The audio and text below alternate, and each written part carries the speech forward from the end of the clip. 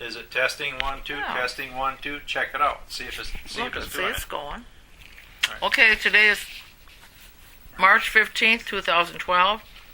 My name is Carol Garlow, and Ron Swain is also here at the home of Russ and Diane Frusch at 6435 South McMaster's Bridge Road. It's a Roscommon address, isn't it? Roscommon, yeah. Okay, and we're going to start with having Russ state that this recording will belong to the Roscommon Area Historical Society. And that's true. This recording will belong to Roscommon Area Historic Society. My name's Russell Funch. Okay, this is our second time at this, so now this is making me nervous. Okay, Russ, we want to start with the earliest of your ancestors that came to this area. Okay, now the record button is on. It wasn't on before. Okay. Yeah. All right. I see it's working. Yes, I see it's working. All right. Start off with, this land was land granted by Benjamin Harrison in 1889. 1879. That's when they started in 1879. Wait a minute.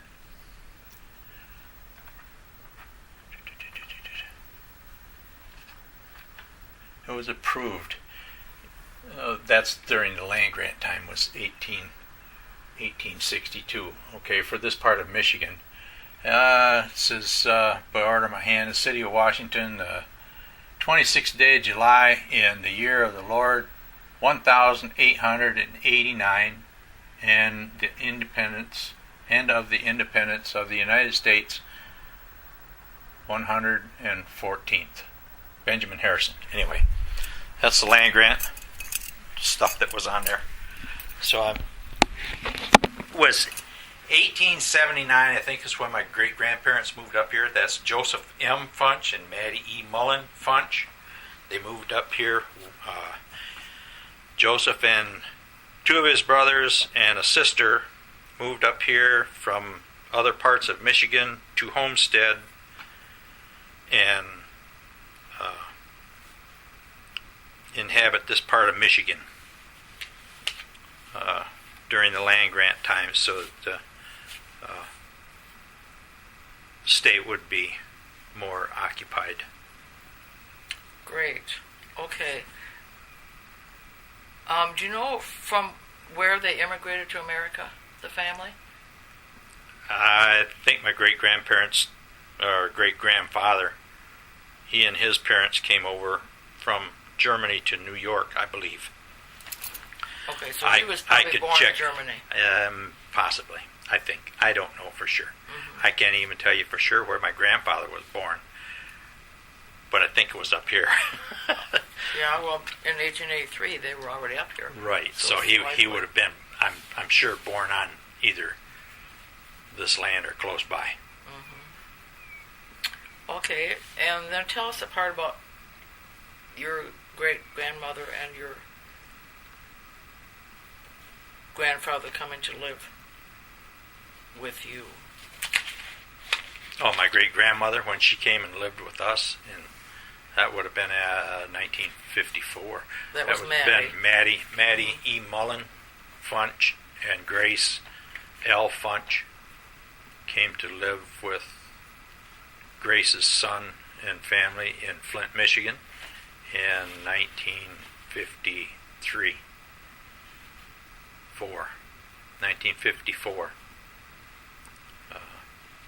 In the spring of 54, because I think my grandfather passed away in January. Mm-hmm.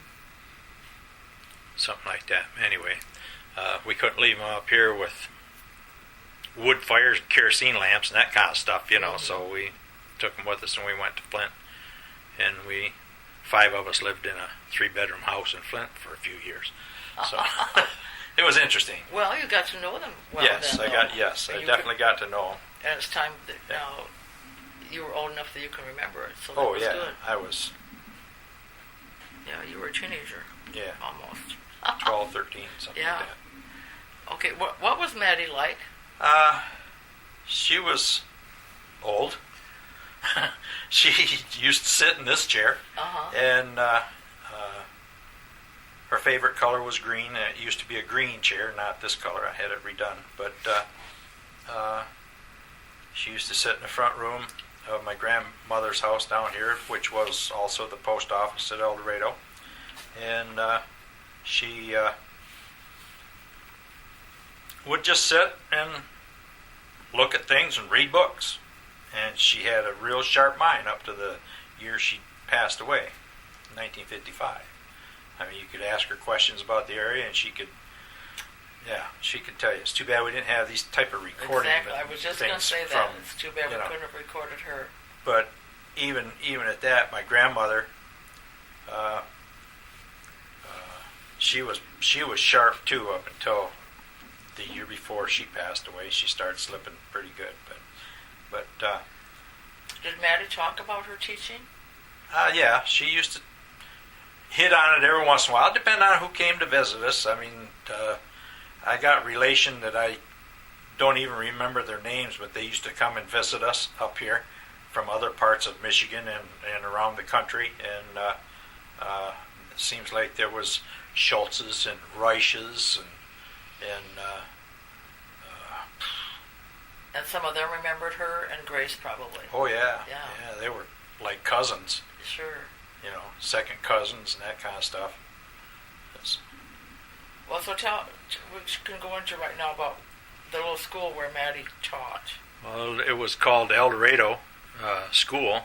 It was about 3/4 of a mile south of here, on the west side of the road, down by where old 144 comes into M18. And she taught there for a while, I think, and then there was another place down on the corner of Brush Road and M18, used to be 144. There's a foundation still there on the old McGuire area that I've been told there was a schoolhouse there too, so maybe one was there and it was moved to another spot or something. But the first one you talked about, that building is still standing? No. That building Is long gone. is long gone too, and this other place down there, it's privately owned. I don't even know what their name is, but they bought it quite a while back and built a new place there. And but when I was a little guy here, I used to walk by it, and it was still the old schoolhouse. Still had the little bell tower up on top and everything. Really? Yeah, it was kind of neat. And you might have a picture of that someplace. Somewhere between me and my sister, we might have some pictures. Yeah. Since my folks have passed away, we neither one of us has been able to get together to go through the stuff, so it's still sitting waiting. That's all right. It's still there. Long as And you still have it. yeah, we got it. It's here somewhere. A lot of the old pictures and stuff like that. Okay, let's go back to Joseph Funch's two brothers and sister, and tell us about all of them homesteading. Joseph and his two brothers and sisters, they, to my knowledge, they each got 160 acres homestead, which was contiguous with the land that's here now. And it went around the corner on old 144 down by the Hartmans, I think, something like that. But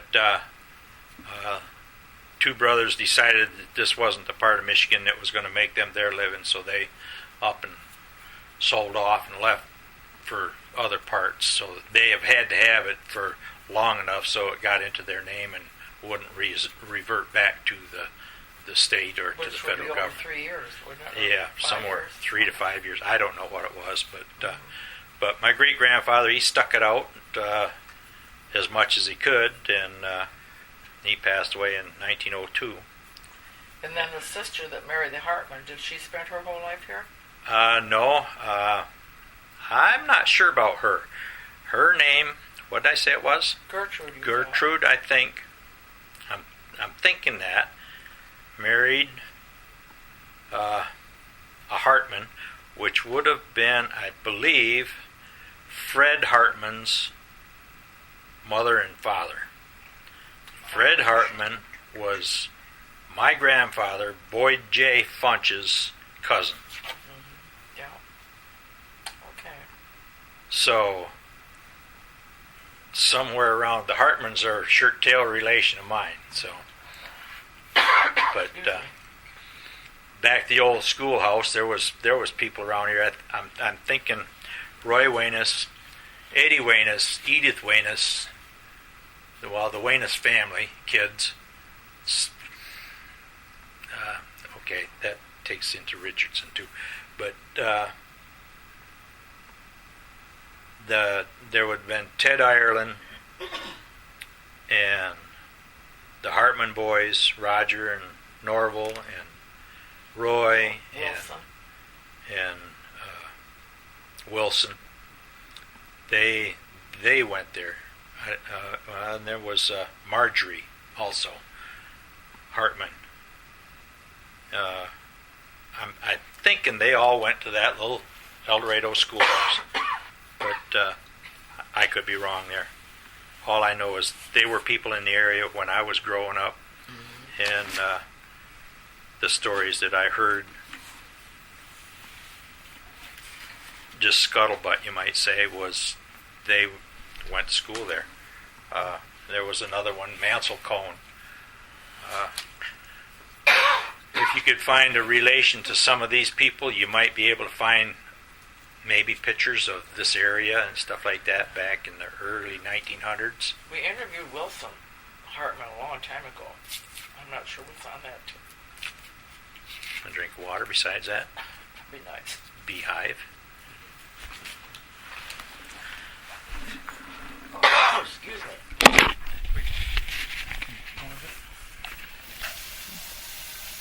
Where's stop?